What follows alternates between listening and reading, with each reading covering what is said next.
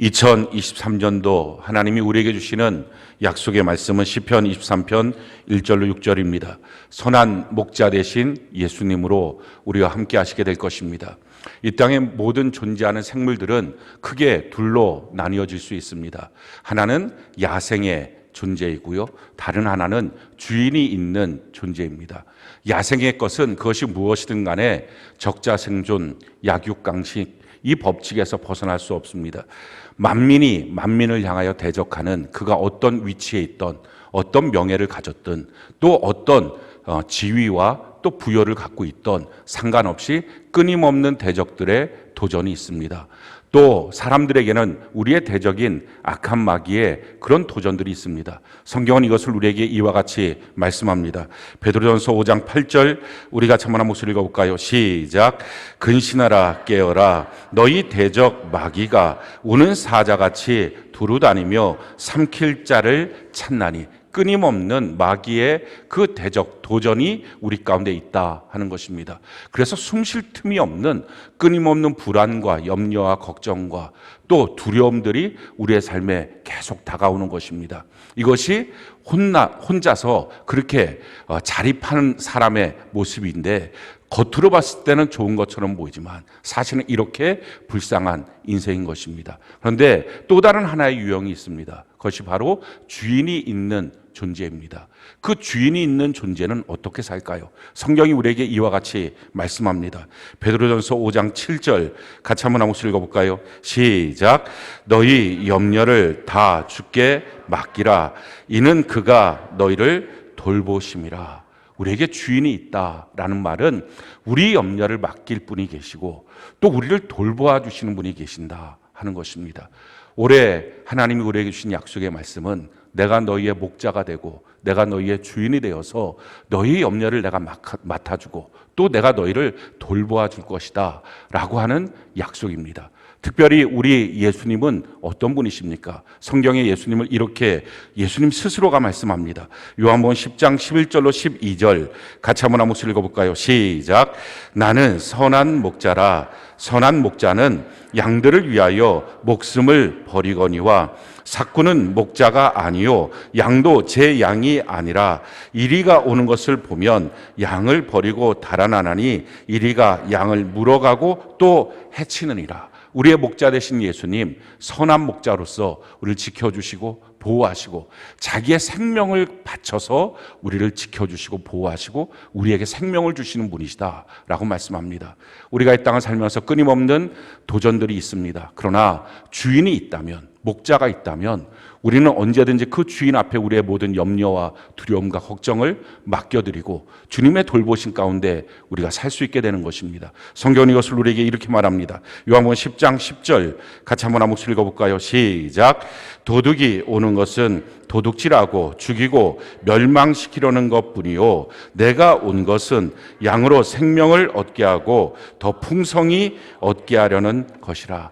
도둑질하고 죽이고 멸망시키는 수많은 사건들이 있지만 목자가 있는 사람들은, 또 우리의 주인이 있는 사람들은 걱정할 필요가 없는 것이 우리의 염려를 맡아주시고 또 우리를 돌봐주시면서 생명을 얻되 풍성이 얻도록 하나님이 우리에게 공급하여 주시는 것입니다. 그렇다면 구체적으로 하나님이 올 한 해 우리에게 어떻게 역사하여 주실까요?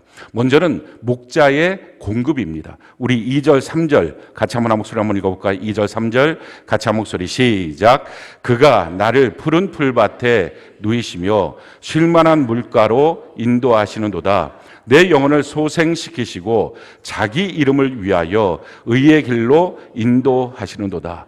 그 주님께서, 우리의 목자 되신 주님께서 나를 푸른 풀밭에 눕게 하신다. 이 푸른 풀밭이라고 하는 이 말씀을 들을 때에 우리가 연상되는 것이 무엇입니까? 푸른이라고 하는 것, 생명을 의미하는 것이고요. 또 풀밭이라고 하는 것, 양에게 있어서는 그 풍요함, 풍성함입니다.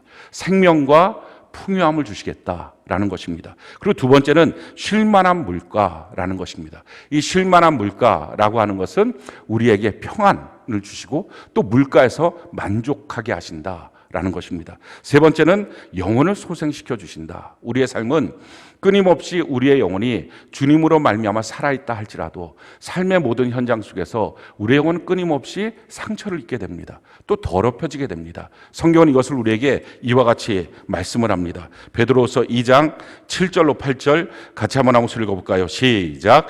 무법한 자들의 음란한 행실을 말미암아 고통당하는 의로운 롯을 건지셨으니 이는 이 의인의 그들 중에 거하여 날마다 저 불법한 행실을 보고 들으므로 그 의로운 심령이 상하니라.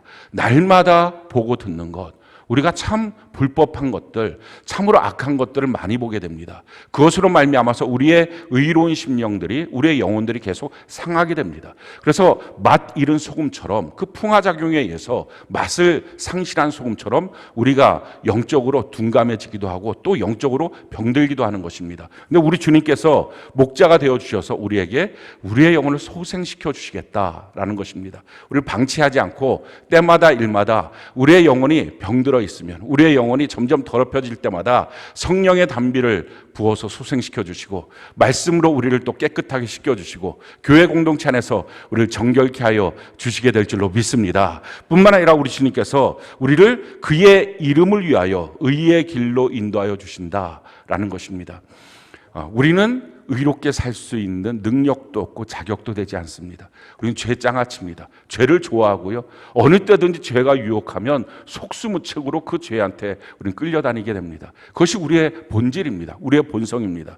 그런데 우리 힘으로는 우리의 죄를 우리가 이길 기력이 없지만 우리 주님께서 주의 이름 때문에, 우리가 세중앙교회 성도라는 것 때문에, 우리가 목사고 장로고 권사고 집사고 셀장이고 또 교회 안에 있는 그 여러 가지 이유 때문에 우리 주님의 이름이 우리에게 붙어 있어서 우리 주님의 능력으로 말미암아서 의의 길로 우리 주님이 우리를 인도하여 주시는 것입니다. 우리의 힘으로 죄를 이길 수 없지만 우리 주님께서 우리와 함께 하심으로 죄를 이기는 한 해로 우리를 인도하여 주시게 될 줄로 믿습니다. 이것이 바로 목자가 주는 일상적인 공급입니다. 이 공급을 올 한 해 우리 모두가 넉넉하게 공급받는 은혜가 있기를 바랍니다. 두 번째는 목자의 사랑입니다. 오늘 4절에 이와 같이 말씀하죠. 우리 4절 같이 한번 목소리 한번 읽어봅시다. 시작. 내가 사망의 음침한 골짜기로 다닐지라도 해를 두려워하지 않을 것은 주께서 나와 함께 하심이라. 주의 지팡이와 막대기가 나를 아니하시나이다. 우리가 사망의 음침한 골짜기로 걸어가게 됩니다. 이 사망의 음침한 골짜기를 왜 걸어가게 됐습니까? 사람들의 착각은 하나님이 그렇게 그 길을 걸어가도록 우리를 단련하려고 걸어가게 한다라고 착각합니다. 그렇지 않습니다. 주어를 한번 보십시오. 2절에 보니까 그가 나를 푸른 풀밭에 누이시고, 우리 목자 되신 예수님이 나를 푸른 풀밭, 쉴만한 물과 내 영혼을 소생시키고 자기 이름 때문에 의의 길로 인도하시는 것이 주님이십니다. 그런데 4절에 보니까 주님이 하시는 게 아니라 내가 사망의 음침한 골짜기로 가는 것입니다. 우리는 우리 스스로가 잘못된 길을 걸어가면서 주님이 이 길을 나에게 인도하시나 보다, 주님이 내 삶에 여러 가지 일들을 만들어서 나를 또 정금같이 만드시나 보다 착각하지 마십시오. 우리 주님 그렇게 하시는 분 아닙니다. 성경은 우리에게 이와 같이 말씀합니다. 야고보서 1장 13절로 15절 같이 한번 읽어볼까요? 시작. 사람이 시험을 받을 때에 내가 하나님께 시험을 받는다 하지 말지니 하나님은 악에게 시험을 받지도 아니하시고 친히 아무도 시험하지 아니하시느니라. 오직 각 사람이 시험을 받는 것은 자기 욕심에 끌려 미혹됨이니 욕심이 잉태한 즉 죄를 낳고 죄가 장성한 즉 사망을 낳느니라. 우리 다 마찬가지로 이런 경험들이 있을 것입니다. 저도 마찬가지고 여러분도 마찬가지입니다. 우리가 조금 괜찮아지면 내가 이 정도 되는구나, 내가 이렇게 할 수 있구나, 그래서 내가 라고 하는 생각이 듭니다. 그때부터가 내가 사망의 음침한 골짜기로 걸어가는 것입니다. 내가 욕심을 부립니다. 그 욕심이 잉태한 즉 죄가 되고 죄가 장성한 즉 사망이 됩니다. 그래서 결국은 사망이 우리의 삶을 찾아오는 것입니다. 사망이 우리의 가정에 찾아오면 가정이 지옥됩니다. 사망이 우리의 건강에 찾아오면 건강이 질병이 됩니다. 사망이 우리의 재물에 찾아오면 재물이 가난이 됩니다. 사망이 우리의 관계에 찾아오면 관계가 원수가 됩니다. 이것이 사망이 찾아오는 것입니다. 하나님이 이렇게 하시는 게 아니라 내가 사망의 음침한 골짜기로 걸어가는 것입니다. 스스로 교만해지고 나 혼자 자립할 수 있다고 생각하고 내가 스스로 판단하고 결정하는 그 일들 가운데 그렇게 하면서 주님이 나한테 이런 고통과 어려움을 주신다. 또 이걸 통해서 내가 또 단련이 될 수도 있겠지. 왜 주님이 나한테 이런 걸 할까? 괜히 고민하지 말고 그때 가장 중요한 건 철두철미하게 돌이켜 회개하는 것입니다. 우리에게 주시는 놀라운 하나님의 사랑, 목자의 사랑이 무엇입니까? 그럴 때라도 우리 주님은 떠나지 않고 주의 지팡이와 또 막대기가 우리를 안위하신다라는 것입니다. 우리 주님 우리가 예쁠 때, 성실할 때, 충성될 때만 우리 보고 착하다고 예쁘다고 우리 품에 안으시는 것이 아니라 우리가 속썩일 때도 우리가 내 멋대로 내가 욕심부리고 내가 그렇게 살아갈 때에도 우리 주님께서 아니라고 그 옆에서 지팡이로 막대기로 함께 하시는 것입니다. 그 지팡이로 말미암아서 그 지팡이는 끝이 꼬부라진 거죠. 그거에서 우리가 가는 길을 걸어서 다시 주님께로 인도하시고 또 막대기로 툭툭 쳐서 잘못되는 가는 길들 우리를 막으시는 것입니다. 성경은 우리에게 이와 같이 말씀하십니다. 사무엘하 7장 14절로 15절 같이 한번 한 목소리 읽어볼까요? 시작. 나는 그에게 아버지가 되고 그는 내게 아들이 되리니 그가 만일 죄를 범하면 내가 사람의 매와 인생의 채찍으로 징계하려니와 내가 내 앞에서 물러나게 한 사울에게서 내 은총을 빼앗은 것 같이 그에게서 빼앗지는 아니하리라. 올해 하나님 주시는 목자로서 우리에게 주시는 선한 목자로서의 놀라운 사랑, 놀라운 그 은혜가 무엇입니까? 너가 잘못돼서 너 스스로 사망의 음침한 골짜기로 걸어가도 나는 너를 떠나지 않을 거야. 내가 너와 함께 할 거야.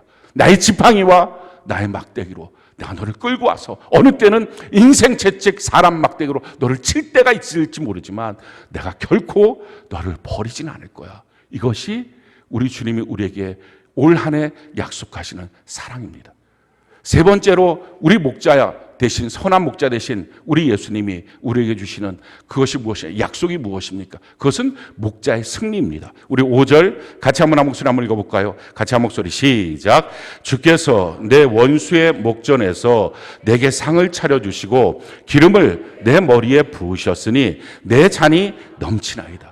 우리에게 원수의 도전들이 있습니다. 그런데 그 원수의 도전 앞에서 그 원수의 눈앞에서 우리에게 잔치상을 차려주시겠다라는 것입니다. 원수마귀가 우리에게 오는 것은요, 원수마귀처럼 우리를 만들려고 오는 것입니다. 원수마귀가 우리한테 와서 슬픔을 던져주고 갈등을 던져주고 미움을 던져주고 또 싸움을 던져줍니다. 그래서 그 미움 때문에 미워하고 그 싸움 때문에 싸우고 그것 때문에 갈등하고 그래서 어느 순간에 보면 우리가 다 마귀 형상 갖고 사는 것입니다. 마귀처럼 생각하고 마귀처럼 미워하고 마귀처럼 갈등하고 마귀 같은 모습으로 마귀화 되어 있는 모습입니다. 근데 그때 그 우리를 마귀로 만들려고 하는 이 원수 마귀 앞에서 우리 주님 그 목전에서 우리에게 잔치상을 차려주십니다. 기쁘게 하시고 우리를 행복하게 하시고 우리 향하면 희락을 누리게 하시고 할렐루야. 이런 놀라운 은혜를 우리 주님이 우리에게 허락하여 주시겠다는 것입니다. 우리 머리에 기름을 부어주시겠다라는 것입니다. 기름이라고 하는 것은요, 이스라엘 백성들이 다른 집에 방문을 할 때 최고의 가장 그 귀한 분을 영접할 때 그 머리에 감람유를 이렇게 부어줍니다. 그 기름을 지금 말하는 것입니다. 원수가 너를 형편없이 여겨서 나는 원래 그렇지 뭐. 나는 원래 이런 존재지. 자기 자신에 대해서 자기 비하하고 있을 때 우리 주님은 아니야.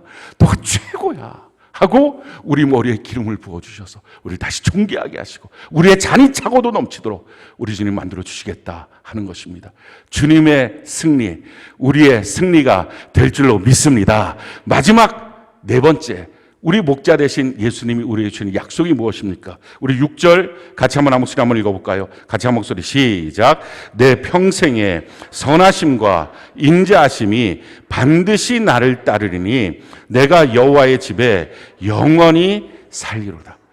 우리가 이 땅에서뿐만 아니라 주님의 선하심과 자심이 평생 나를 따라올 뿐만 아니라 영원히 아버지의 집에 거하는 그 놀라운 은혜, 영원한 천국으로 우리를 인도하여 주시겠다라는 것입니다. 성경이 우리에게 이와 같이 말씀합니다. 요한복음 14장 1절로 3절 우리가 한번 읽어볼까요? 시작.